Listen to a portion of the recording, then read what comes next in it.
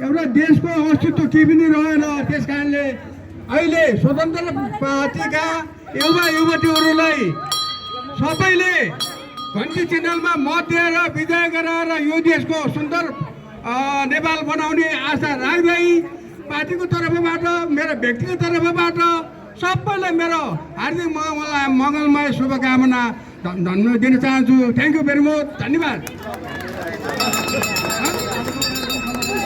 आजको कार्यक्रम यहाँ समापन गर्छु। Okay, thank you very much, by.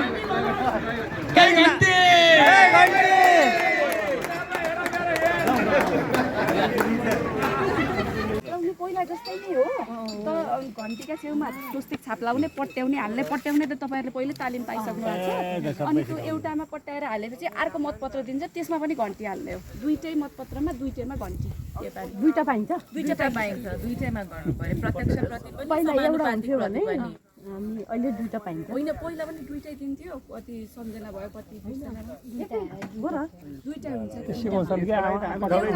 एउटा समानुपातिक हुन्छ, एउटा प्रत्यक्ष हुन्छ।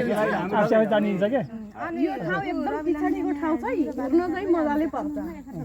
जितेर आउने हो, हेर्न नि पर्छ। अहिले चाहिँ सब जनता